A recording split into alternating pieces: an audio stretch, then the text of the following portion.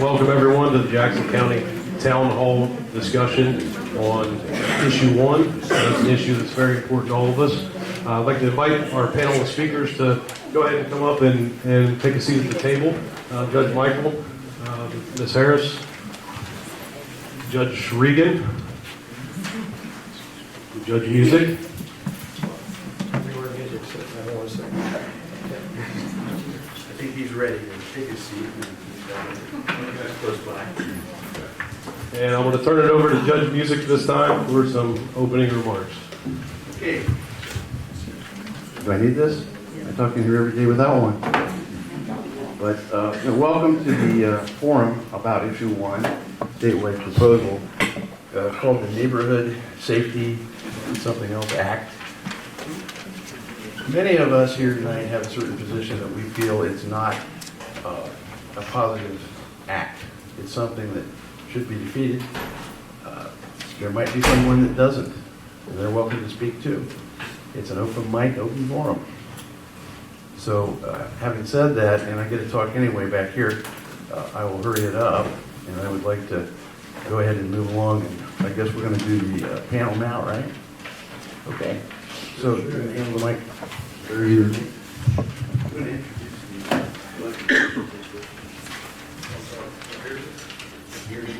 Everyone who's elected official, stand up.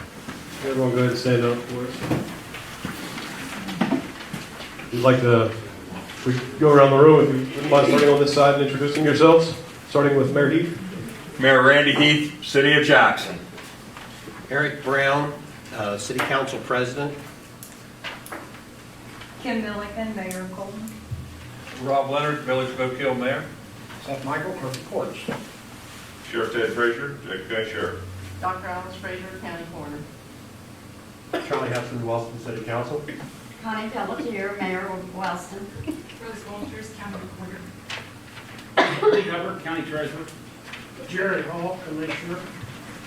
Thank you. We will start the panel discussion now. We will open up for questions at the end of the panel discussion.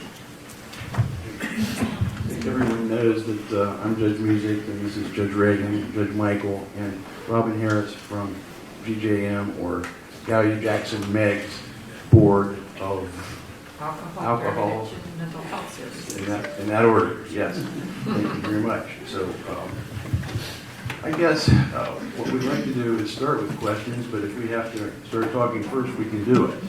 I'd like to, I guess, unless anyone has a question right off the bat, I'd like to let Judge Reagan speak to some of his thoughts on issue 1. He's a very quiet person, but when he talks, I think it pays off to listen, in my experience. I don't need a mic, but thank you, because I've never been accused of being quiet before, so that's good. Good evening, ladies and gentlemen. I thank everyone for coming out here tonight. Issue 1, on its surface, may sound attractive. Why do we want to incarcerate people who have an addiction issue? Shouldn't we be treating them? While we might be able to agree with that idea in principle, issue 1 is a horrible way to carry this out. Now, they talk about issue 1 is going to save the state of Ohio millions of dollars. And we're going to take that money and put it into treatment. I've just today gotten the fiscal analysis of issue 1 by the Office of Budget and Management. And they have determined issue 1 will not save the state any money. And in fact, it will cost the state of Ohio millions of dollars. So this idea that we are going to save millions of dollars and be able to pour it instead of into incarceration, into treatment, is illusionary. That is just simply false. The other part of issue 1 that people aren't talking about is it will provide a 25% reduction in any prisoner's sentence if they do certain educational programs. First glance, that might sound okay. Let's think about who that will apply to. If you have someone in prison for rape, you have a child molester, you have a murderer, This would allow them a 25% reduction in their sentence. There are some crimes that when they get their sentence, I believe they should do the entire sentence. I don't know what educational program merits a rapist, a murderer, or a child molester getting out 25% earlier. I just don't know what it would be. Now, if you think that's going to save money, maybe it will save money for the prisons, but it will not ensure the safety of this community, any community in the state of Ohio, nor is it going to save any money. This is simply going to increase crime. Now, the other aspect of this, any felon who's put on probation, that's just not drug possession, any felon who's put on probation, if they violate the terms of their probation, they cannot be sent to prison at all. The only time they can be sent to prison is for a new felony. So, we have someone convicted of a felony. We decide they're worthy of going through a treatment program, and they walk away from the treatment program. I think that merits punishment. You've been given a second chance, and you've walked away from it. If issue 1 passes, that would not be a reason for incarcerating them in prison. And the only way you could put them in jail is if you found they were a risk to themselves and the community. That's simply unacceptable. First of all, it's going to put the burden on us. We are going to have to pay to house those people in jail. But where is the incentive for people to do rehabilitative programming if you walk away from it, there's no consequence? I don't see where that's positive. I don't see where that helps rehabilitation. I don't see where that ensures the safety of our community. You know, sometimes it has to be the carrot and stick approach. The stick being incarceration, prison. I think it's the threat of that that gets people into treatment initially. These people often don't like the thought of treatment to begin with. It's changing their lifestyles, giving up something that some of them frankly enjoy doing. But after they've been in treatment, sometimes they start to realize, you know, I could have a better life. But it's often that threat of, if I don't do the treatment, I could be incarcerated. You're taking that away. The other aspect of this is they're saying, well, you know, these are people who, they're just possessing drugs. They're not dealing drugs. Now, I disagree. When we have these possession cases, and before they're sentenced, we do what's called a pre-sentence investigation report. Many, many times, these individuals say, oh yeah, I was possessing it because I was transporting it from Charleston to Detroit, wherever they were going. I just wasn't possessing this for my use. I was part of the drug trafficking mechanism, and I was getting paid to do it. So many of these possession cases are really trafficking cases. This would turn every felony of the 4th and 5th degree for drug possession into a misdemeanor, with mandatory probation and no incarceration. It's going to flood Judge Music's court. I'll let him speak to that. But here's the other consequence. If I'm in Wheeling, West Virginia, and I've got those drugs, felony. I cross over into Ohio, do it in Steubenville, it's a misdemeanor. We are surrounded by 5 other states. New York, Pennsylvania, West Virginia, Kentucky, Michigan, Indiana, so 6. My math is wrong. New York isn't entered into that. Excuse me? Did you say New York? New York, the very northern part of Ohio, does touch. New York? Okay, I'm wrong. They're close. They're close, but, yes. Okay, glad we're not having a geography quiz, because I obviously just failed. Rosemary and Middle School, Little Rosemary, Marion. But people from these surrounding states are going to cross into Ohio. do your deal. If you get busted, it's a misdemeanor with no incarceration. You stay in these other states, it's a felony everywhere. We are going to become a magnet for drug dealing. That's going to lead to violence. That's going to lead to increased crime. It's simply a bad idea. Now, I believe we need some criminal justice reform.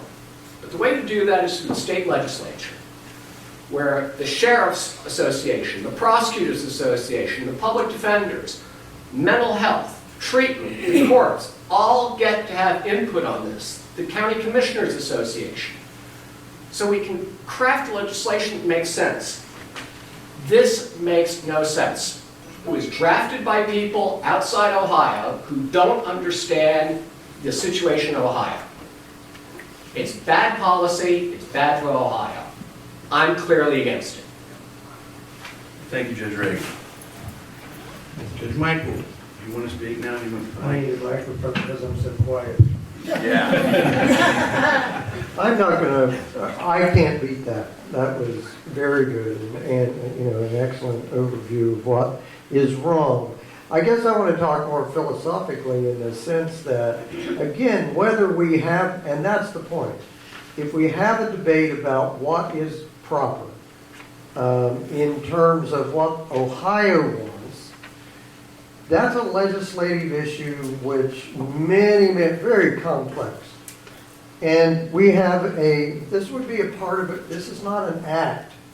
This is a constitutional amendment. That means that every law about drug abuse that is covered here will have to conform with language that doesn't really conform to our already existing law. So we won't really know what this means till it works its way through courts for the next 10 or 15 years, and individual cases come through to interpret what those words mean to us. And everything passed by the legislature has to conform to this because this is constitutional, not legislative. Everybody in this room should have, as Judge Regan just alluded to, the opportunity to be informed about and form their own opinion about all of these issues. Now, I've been at this for a long time, way longer than anybody, 27 years. And the climate has changed so much. I never believed that I would have to learn about the things that we're dealing with. We all thought that's big city stuff, that's never coming here, you know, they're all going to do that in Cleveland. You know, they found that we were easy targets, right? And the drug dealers are here, and they come and go, and they do things, and law enforcement does the best they can, courts do the best they can. We will be hamstrung by this. Now, I've never really sat down to think about, well, how does this go with juvenile justice? Because we're not criminal in the sense that criminal procedure is in the adult court. So there's a whole issue that I really can't comment on. The vast majority of judges that I've talked to are really afraid of this because of the lack of predictability and the lack of public input. And I think that we're being misled from the few commercials that I've seen pro this argument. Not that I haven't evolved in my own thinking about how we deal with drug issues and that it's a societal problem that we really must address. But when you take the discretion away from the judicial system and the incentive away from law enforcement to, you know, you have to think how discouraging it's going to be for people on the street that are trying to deal with these folks, and the law enforcement people put their safety on the line every day in these, you know, very unpredictable situations. To think that that all gets discounted from their point of view because of this language, I just really agree, and I guess I'll go there at my final statement. This doesn't belong in the Constitution. That's the number one thing. If everybody in Ohio thinks this is a great idea, then let's get the legislature to pass the law. What we find is that those laws have to be modified because the climate changes and all those, the factors that affect all of us and our safety need modification through the years. Well, you can't modify the Constitution like you can modify the statutes. And in that sense, I think this takes it out of our hands and your hands, and I don't believe that's good for our state. Assuming you're going to get in there. I guess And Robin Harris from County Jackson May. I'm going to start by saying that I had surgery this morning. I've got stitches inside my cheek here, so I will have odd expressions, I'm afraid. Robin did not hesitate on invited on coming. The first to say what our role is, the Board of Alcohol, Drug Addiction, and Mental Health Services. We serve Gallia, Jackson, and Meigs counties. We are your statutorily appointed authority over behavioral health services. So it's our responsibility to assess the needs of the communities we serve, look at the mandates of the state legislature, the Department of Mental Health and Addiction Services, and then receive funding, both federal and state funding, at which point we subcontract with provider agencies. So Hopewell Health Centers, Health Recovery Services, I'm going to mess everybody, Queen Treatment Centers. There are a multitude of agencies that are either serving substance use disorders, mental health disorders, or a combination of the two, and we subcontract for services with those agencies. Now, because of our particular position in the Ohio Revised Code, we actually are forbidden to take an official stand on a ballot issue. However, the judges have stated very well the very concerns we have. Now, we can state the facts, we just can't take a strong position one way or the other. And so in looking at the facts, I mean, there is just no denying that this constitutional amendment does not provide for people to get the treatment they need. Currently, the way it stands, and especially I know here in our counties where we have well-functioning drug courts and good partnerships with law enforcement, people who want treatment in this area generally get it. Sometimes we have to travel a bit to get certain types of treatment, but our judges do a very good job of trying to work with people and get them rehabilitated rather than just imprisoned. So the people who end up in prison are either those who have committed such a high-level offense that there's no other choice, or have shown consistently that they have no desire to be rehabilitated at this time. So this amendment does not force anyone into treatment. It just keeps them out of jail. So if a person is consistently showing to one of our judges that they are not willing to enter rehabilitation, enter treatment, achieve recovery, we can know that they are not going to go knocking on the doors of one of our treatment agencies just because their criminal offense does not send them to jail. So from a treatment perspective, even though I can stand here and say, for a person who really wants recovery, even though it's a very, very difficult road, people do achieve recovery. We have people sitting in this room who have.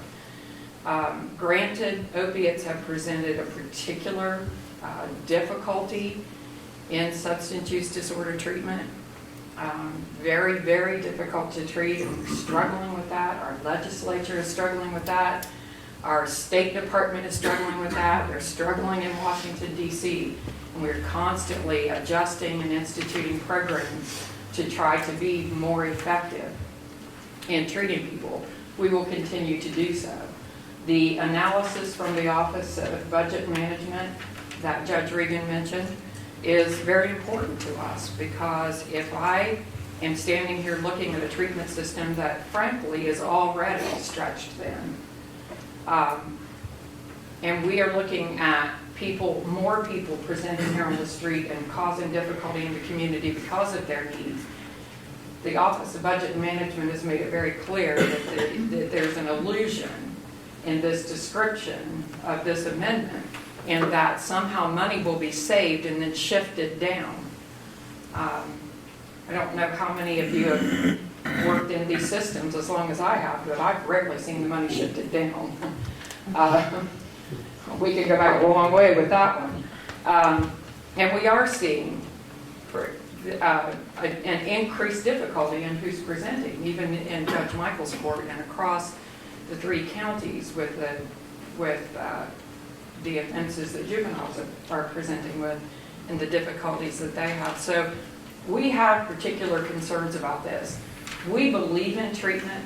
We believe that people do achieve recovery with the right supports around them. But we believe, just as the judges have already said, that this needs to be accomplished through actions of our legislature, not through a constitutional amendment. When you're dealing with illnesses of the brain, there are as many variations in how people will respond to treatment as there are individuals around. So anything that sets a rule or a new program in place that prescribes treatment, we know going in we'll have to adjust and readjust and have a lot of meetings and argue with one another about it and try to figure that out and then readjust the money, and all the time talking to our legislators. We need them to have the ability to do that. We know even now that several of our legislators are already meeting to try to come up with the kinds of reforms that we need and the kinds of treatment options that we need in the state. And I will just say that I believe very strongly that that is the way to do it. So I'll answer any questions as we move forward regarding that. Thank you, Robin. That was all very well spoken and well thought out from people who have read this thing, issue 1, and tried to figure out how to put the ends of it together. It's got individually, some of the paragraphs have some very attractively bold statements, but in regard to what, to not belabor the points that have already been made, when Judge Reagan talked about probation, when I first came up to this job in 2008, we created a working probation department. And at that time, if you recall, the drug opioid crisis was just starting to get really fired up. In my lawyer career, I'd seen it coming to a degree, but I didn't know what I was getting into, the extent of the problem.